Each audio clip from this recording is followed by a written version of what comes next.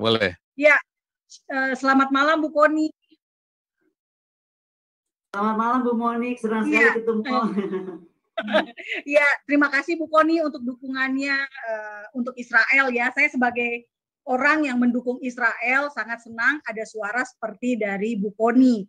Nah, pertanyaan saya Bu Koni, ini saya agak lucu ya, karena Indonesia itu kan negara mayoritas Muslim dan Muslimnya ini Muslim Sunni. Saya nggak mau main ke kubu, narikin ke kubu Sunni Syiah ya sebetulnya. Tapi bukankah Hamas adalah organisasi teror yang dibiayai oleh Iran? Gitu ya. Itu satu. Kenapa bisa kita di Indonesia begitu polosnya untuk juga ikut-ikutan pro Hamas, padahal kita tahu backup-annya itu adalah negara Syiah, negara Iran. Itu satu. Terus yang kedua, yang menarik juga adalah sebetulnya yang diserang oleh Israel adalah serangan balasan kan, Bu Koni tahu ya pastikan Israel rudal Hamas menyasar Israel sehingga Israel akhirnya membalas serangan dengan demi memproteksi warga negaranya. Nah, kenapa bisa Indonesia sangat begitu reaktif padahal pemerintahan Palestina yang resmi adalah Fatah. Lagi-lagi ini Fatah sama Hamas aja kita nggak bisa ngebedain di level pemimpin, gitu ya.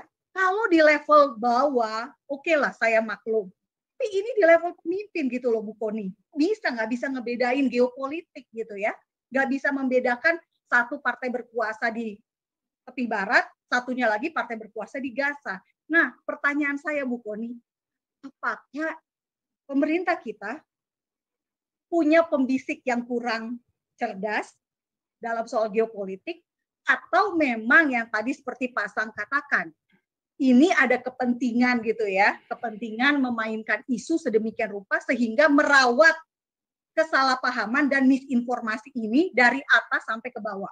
Itu aja Bu Koni, terima kasih. Sebenarnya saya itu nggak dalam posisi menjawab Bu Monik loh. Saya justru mendengar paparan Bu Monik. Kenapa saya jadi menjawab Bu Monik? Justru gini Bu Koni. Soalnya gini, bukan maaf juga ya, saya lancang bertanya gini ya, kayak menjebak gitu ya bertanya. Enggak, soalnya gini, karena memang ini banyak sekali saya sendiri nggak ngerti gitu ya, kenapa bisa pemerintah kita seperti ini gitu ya. Mungkin Bapak Ibu yang mengikuti acara ini juga kan timbul pertanyaan, kenapa kok bisa ya pemerintah kita kok kayak nggak ngerti bahwa yang berkuasa itu kan Fatah gitu. Pemerintah Palestina yang Fatah kan gitu. Kenapa yang dibela tuh Hamas gitu, yang jelas-jelas lawan politiknya sih Fatah. Gitu loh. Jadi gini, Bu Monik, kalau saya melihat dari beberapa pertemuan saya membahas tentang Israel, di kita itu benar-benar kita baru ngomong sepotong aja udah langsung wah udah pro Israel gitu. Jadi di kita itu malas baca, malas mengerti, apalagi mau memahami sejarah gitu kan.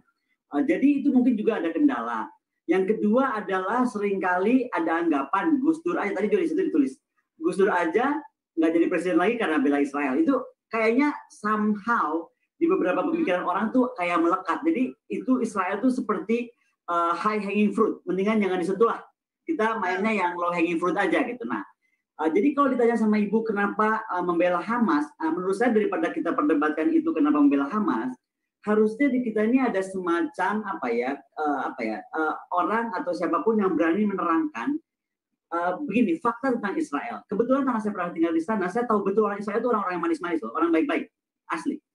Tetapi karena dia tuh memang negaranya kecil ya kan, dari lahirnya udah dikebukin terus kiri kanan, maka kemudian dia itu sensitif sekali gitu. Contoh ya, saya saat di sana tuh ada satu IDF troops hilang, perempuan. Itu tiba-tiba alarm bunyi seluruh Tel Aviv gitu. Ada apa nih? Diumumkan ada satu tentara IDF perempuan hilang. Dan Ibu percaya nggak? Sorenya tuh ketemu itu tentara. Dia tuh ketiduran, jadi nggak balik ke camp. No, this is kayak joking kan? Di kita tentara kita mati di Papua aja, kelas cuma mati berapa gitu loh. Loh di sana Bu, tentara hilang nggak lapor, itu jadi satu alarm negeri kan bisa ribut. Nah, menurut saya ini yang mesti diberi pemahaman bahwa karena Israel itu sangat menghormati itu menjadi demikian penting. Yang kedua, Saya pernah berdiskusi dengan salah satu tokoh pers. Dia ngomong gini, lagi ngapain sih Bu Kony katanya, Israel tuh membalas dengan rudal, orang dia cuma lemparin roket. Lah, kalau kita pernah tinggal di sana, kita tahu roket dari sebelah itu anak kepala rumah kita gitu. Misalnya saya pernah di Rosaharnikra kan, Rosaharnikra itu kan persimpangan dari sana lempar ya kena rumah kita gitu kan. Nah, jadi menurut saya kalau kita dalam perspektif kacamata kita itu seperti Indonesia, memang iya kalau petasan balas lagi sama petasan kan begitu ya Bu ya. Harus ada yang berani membicara bahwa di sana tuh Israel tuh deket banget gitu, kurung gitu. Yeah. Jadi salah petasannya rumah orang, bayi kita, bayi orang Israel bisa meninggal atau perempuan Israel bisa meninggal. Yang ketiga, saya cuma mau bilang bahwa media juga punya masalah besar gitu. Media luar termasuk. Kenapa sih kalau Palestina langsung diangkat isunya besar-besaran seolah-olah yang berdarah-darah Palestina aja gitu. Israel juga banyak korban kok. Tapi kalau saya melihat Israel itu nggak tipe cengeng, daripada dia berpropaganda dengan drama-drama seperti itu, dia lebih baik memperkuat pertahanannya. Coba kemarin lihat sistem airdrome-nya dia, ini keren banget. Kalau dari faktor kedaulatan, Indonesia harusnya melihat kalau Israel mampu menjaga seperti itu, gimana caranya? Indonesia pun harus mampu gitu.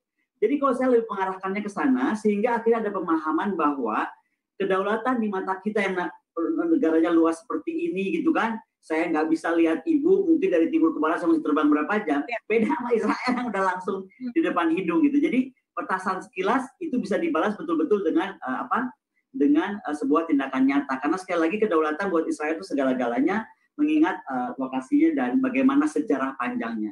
Demikian Bu Monique. Terima kasih Bu Kony.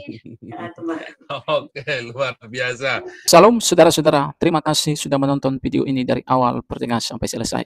Kiranya Tuhan Yesus memberkati kita semuanya. Amin.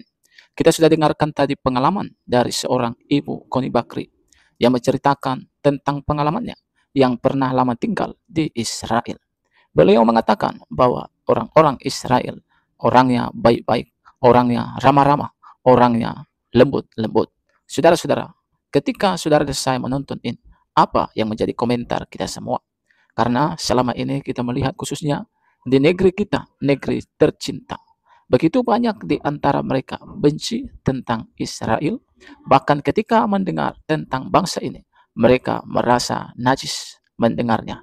Jangankan mendengar, tetapi kemarin ketika ada pertandingan bola, Israel ditolak untuk datang ke Indonesia. Padahal ini adalah tentang olahraga. Bahkan kita sudah dengarkan tadi bahwa seorang presiden yaitu Gus Dur tidak menjadi presiden karena apa? Karena membela Israel. Teman-teman, dari video ini kita mengambil suatu pembelajaran bahwa pemahaman kita yang salah selama ini harus kita buang jauh-jauh, tetapi marilah kita memperbaharui hati kita, pemikiran kita, dan belajar, dan belajar agar kita mengenal kebenaran yang sesungguhnya.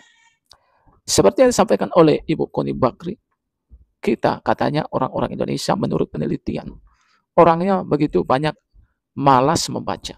Sehingga akhirnya, ya inilah yang terjadi. Mereka salah paham terhadap satu bangsa, yaitu Israel. Bahkan memang kalau kita membaca kitab suci, yaitu Alkitab, bahwa Israel tidak pernah menyerang satu bangsa tanpa mereka atau musuh itu terlebih dahulu menyerang mereka. Sama seperti yang terjadi kepada orang-orang Amalek, yang terjadi kepada orang Filistin. Ya, mereka lah yang terlebih dahulu menyerang, mengganggu Israel. Sehingga orang Israel menunjukkan reaksi mereka. Supaya apa? Ya tentunya negara ini bisa bertahan hidup dan negara ini bisa melangkah sesuai dengan apa yang Tuhan kehendaki bagi bangsa, yaitu Israel.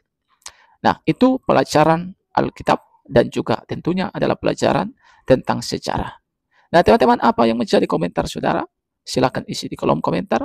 Saya berharap dan berdoa lewat video ini yang saya bagikan boleh memberikan bagi kita informasi penting serta menambah wawasan kita semua. Salam saudara-saudara, sampai jumpa di video selanjutnya.